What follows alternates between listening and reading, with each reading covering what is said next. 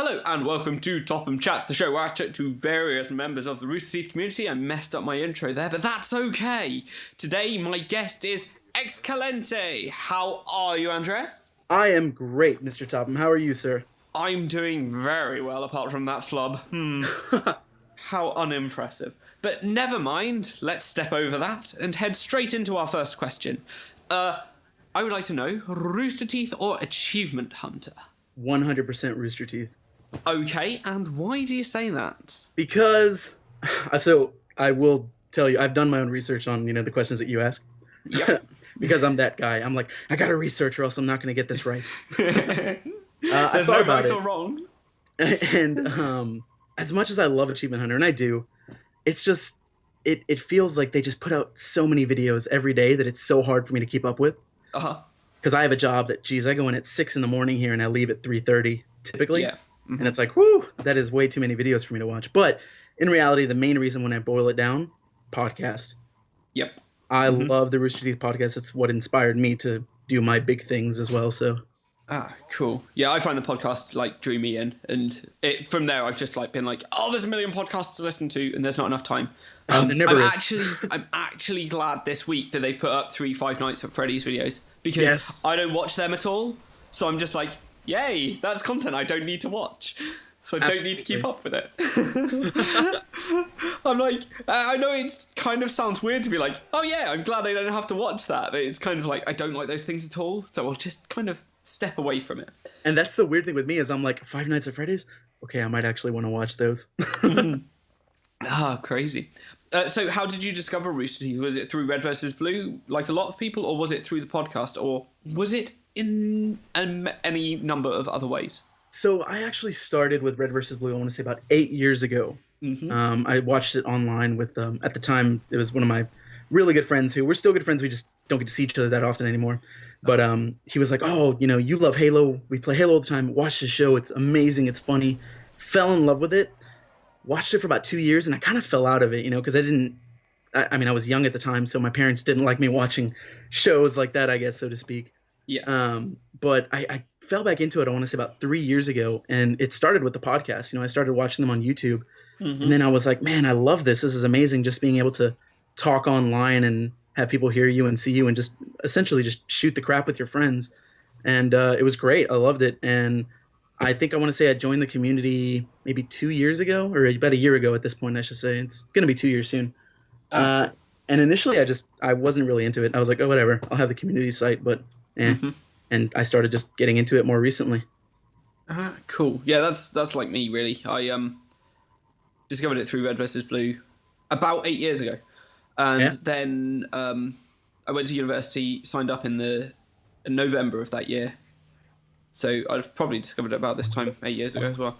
And yeah, found it, went to university, signed up.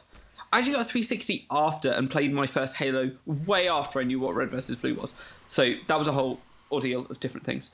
But yeah, it's just and then much like you, I guess, I didn't do anything on the community site for quite a long time. I had an account that I knew was there, but I just never used it. Yeah. And then I got into it and things like that.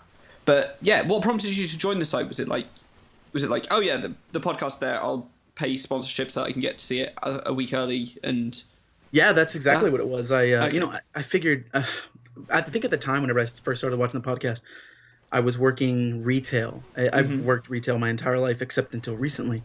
Yep. And I was like, I'm making relatively good money, and $10 for every 6 months ain't bad, so I figured I'll watch the podcast live and do something on my Mondays, have my Monday ritual after work.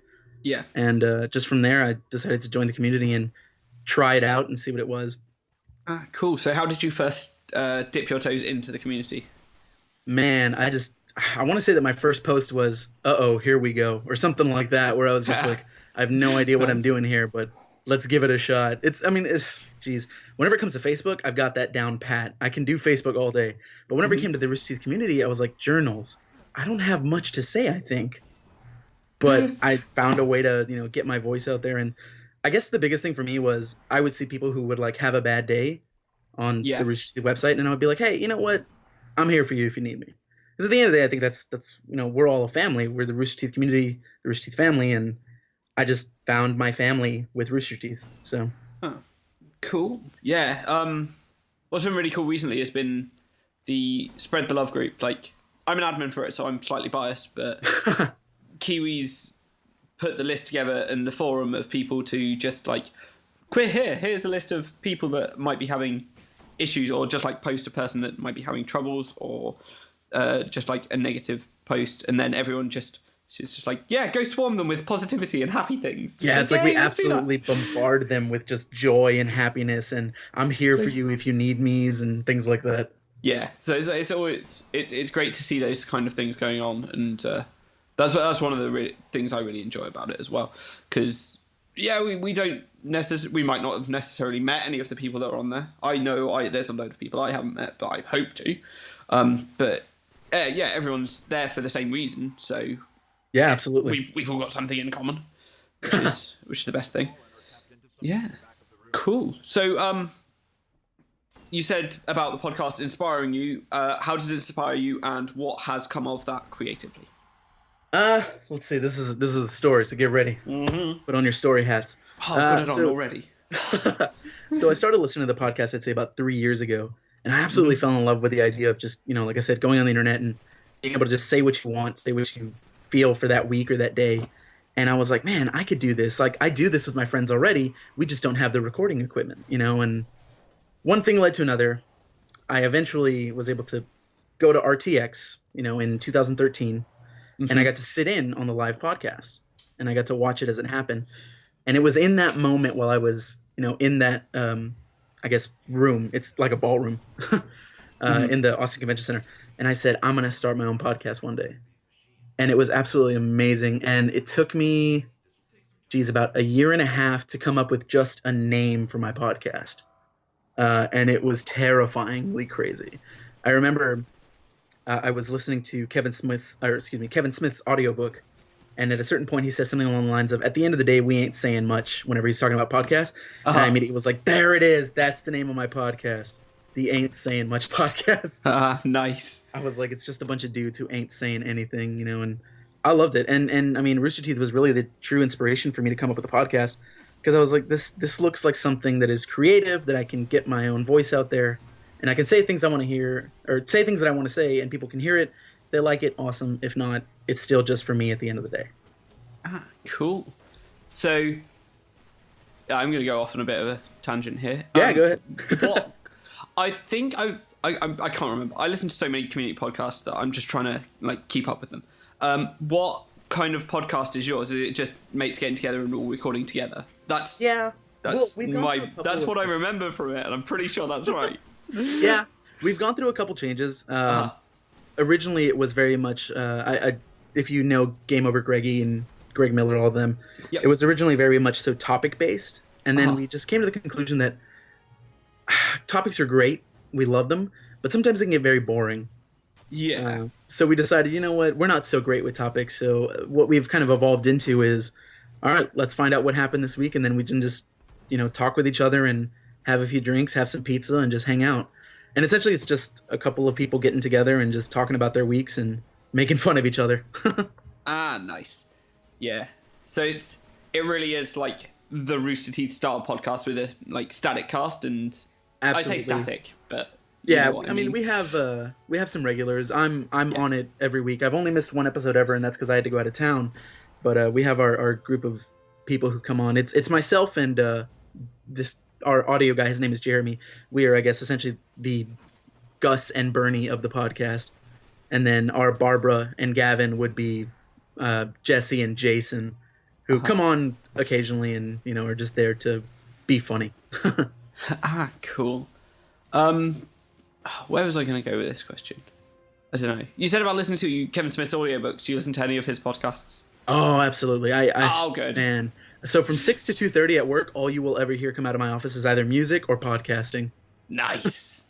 Yeah, I wish I had that opportunity to listen to podcasts while I worked, but it's just no. I've just got other things to do, and radio has to be on because can't listen to headphones. I can't listen with headphones in the lab because it's unsafe, which is understandable, really. Absolutely. So I'm just going to indulge my podcasting side and ask, what podcasts do you listen to? Oh man, I listen to. So there's a couple podcasts from the community that I listen to. Specifically, more recently, I've been listening to Player 4 podcast. Okay, It's that's one that I've Hales. been looking to listen to. Yeah, it's pretty good. I think they're on their fourth episode now. Uh-huh. It's Hales from the website and Jay Yep. Dunlap and a bunch of Yep. other people. Mm. And it's really entertaining. I mean, they all have their inside jokes, and it almost makes you feel like you're kind of one of them as well whenever you listen Yeah. to the podcast. Ah, cool. I listened to Game Over Greggy as well. Well, I guess now it's kind of funny. Is the name of their group. Yes, yeah. And then Rather than him just being Game Over Greggy, they're exactly. kind of funny now. Obviously the Rooster Teeth podcast. I can listen to the Rooster Teeth podcast every day, the same podcast over and over. And, I don't think I could do that, but yeah, it's good. It's it gets to the point enjoyable. where I'm like, I know what joke is coming next, and it's still funny. Yeah. And of course, Kevin Smith. I can literally just go to Kevin Smith's podcasting website and just pick one, and I'm completely happy with the result. Ah, nice. There's a new, like, over the last 2 weeks, there's been new Jay and Silent Bob Get Old. And, Yeah, like, I know. I'm just like, oh my god, they're finally back, because they've been off for months. I'm just like, oh my god, so good. I recently, I ordered the Blu-ray edition of Tusk. And when you order it from the Secret Stash, his comic shop, Yep. they come autographed. Oh And my god, that's awesome. I lost my mind. I was like, oh my god, I have Kevin Smith's autograph. Nice. That movie didn't do that well for him, did it? But oh well. It helps get other films of his off the ground, and Clerks 3 Absolutely. and whatever the other one is he's doing. I don't even know the name of it, and he talks about it all the time, but I just can't comprehend what he's saying. I'm just like, I don't know what it's called. I know he's trying to get. I mean, his last film he said will be, I think it's called Hit Somebody, and it's a hockey film. Uh-huh. But I think he's already pushing Clerks 3. Yeah, he's doing I think it's going to be like the third in this trilogy or something like that. He said he's been writing it recently on like probably Hollywood Babylon. It's like, yeah, Absolutely, Ralph which Garman. just makes my beard tingle because I'm like, I was a clerk. Nice. No, I mean, I listened to the Nerdist podcast as well, and what was really weird is me and my friends were going to go and see Kevin Smith down in London.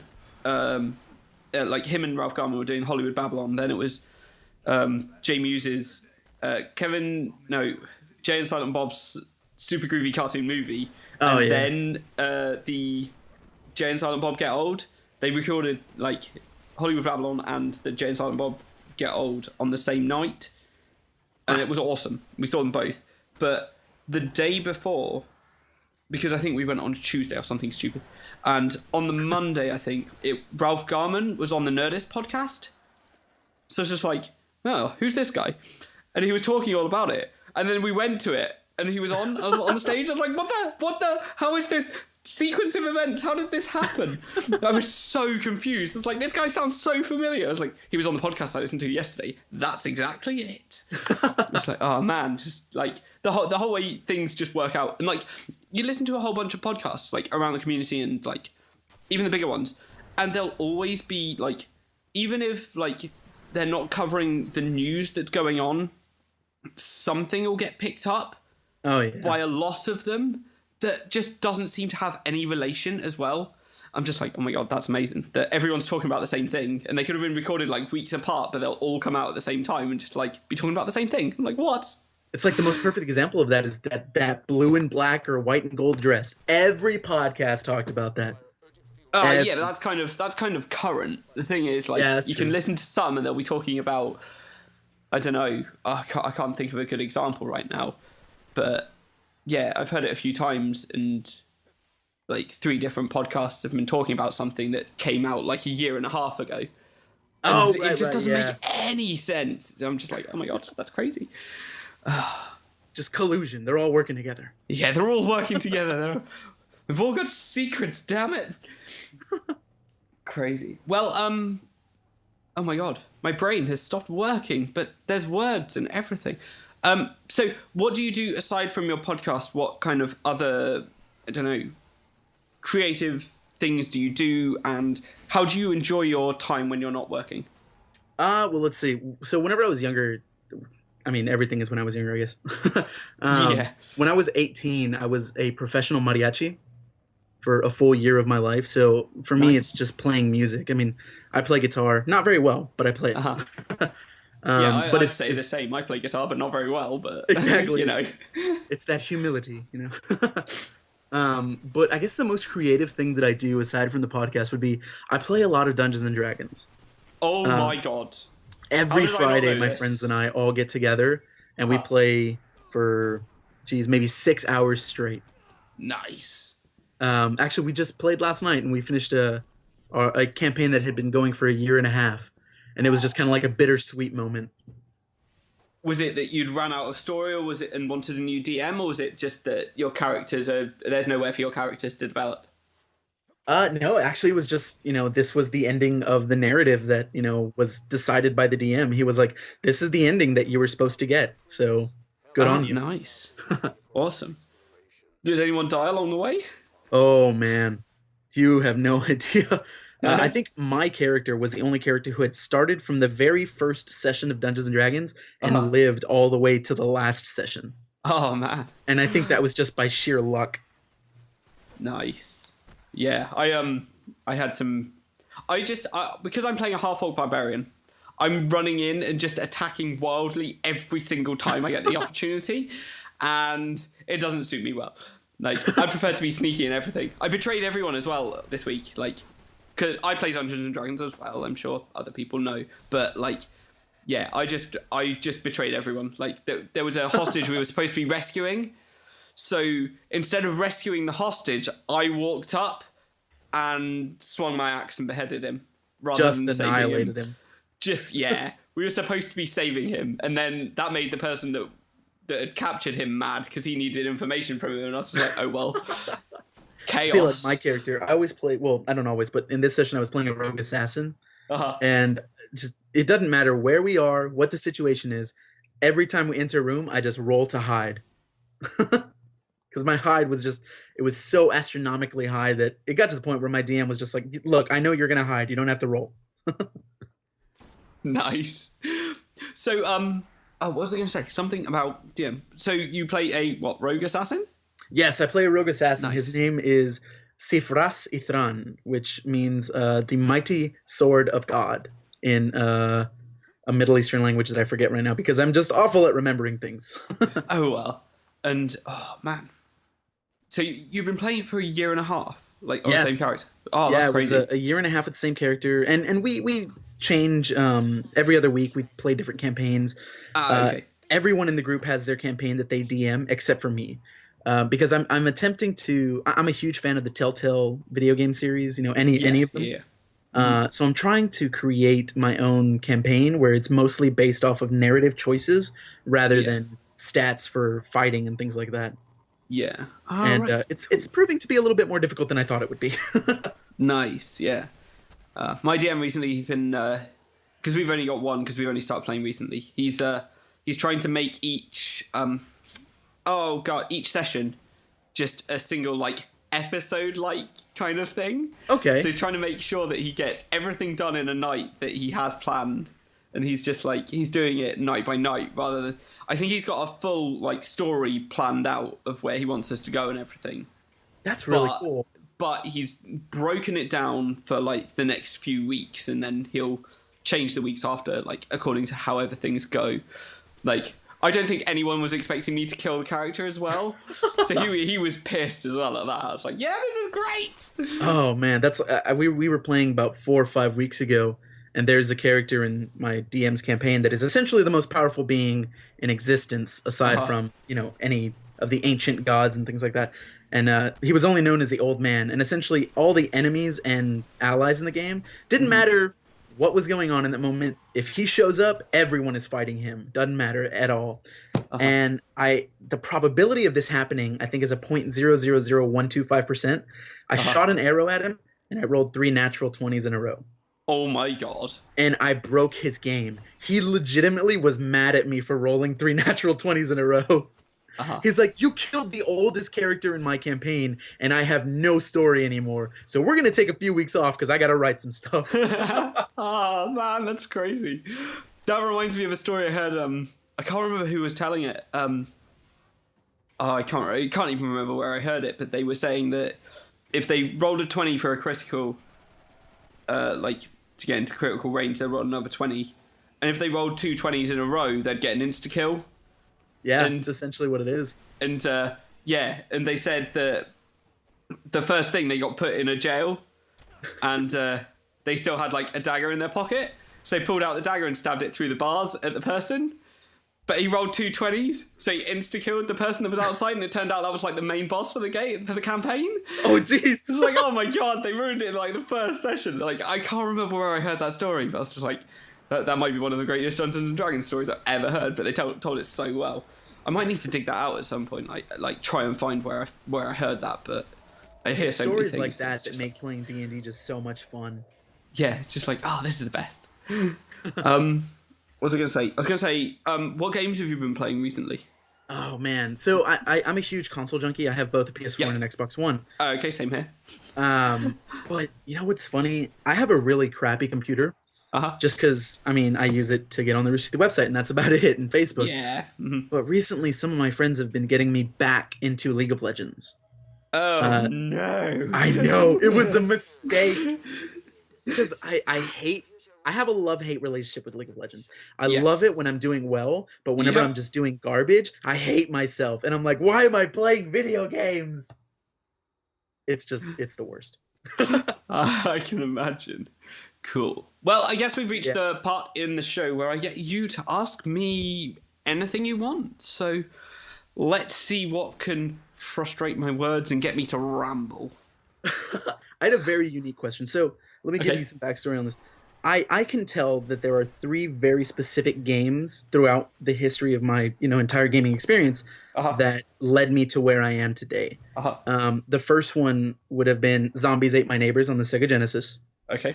It was the game that terrified me because of the music, and it was absolutely amazing, and I could never beat it as a child, and to this day I probably still couldn't because it still scares me.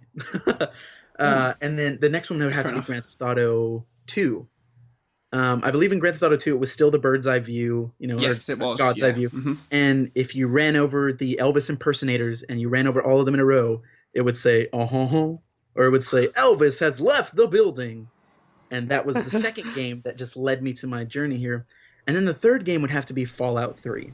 Fallout 3 was that game that opened my eyes to what gaming is and how beautiful it can be. Yes. So my question for you is, what are 3 games that define and lead you to where you are today? Okay. Crash Bandicoot 3, first one. Nice. The Crash Bandicoot 3 Warped, because that was the first game I got. That was the first game that I found challenging, but I could complete. I've actually been playing it recently. I play it so much. It's a good game. It's so good. I just realised I gave my PS3 to my sister, and it's on that. Oh, no. Oh, no. But that means just next weekend I'll be playing it when I'm at my parents' house. So, yeah. Crash Bandicoot 3, because it's just so well made. It's one of my favourite games ever. I play it as much as I can, really. Then probably Time Splitters 2, because that's where me and my friends played multiplayer together. We had a multi-tap on a PS2. Game. It was a lot of fun. You could have the 4 of us playing and 12 bots in the game. Absolutely. So there was it was always a lot of fun. And we'd just wreck everything. And yeah, we'd have so much fun. I think there was 6 of us, and we'd all just rotate out all the time. It would just have the best nights of just playing that game. And the third game, I'm not sure. It would either be Dark Souls, which just... No, it's going to be Dark Souls. I was going to say Dark Souls or Destiny, but it's definitely Dark Souls. While Destiny takes up all my time right now, Dark Souls is the game that showed me that how games can be rewarding.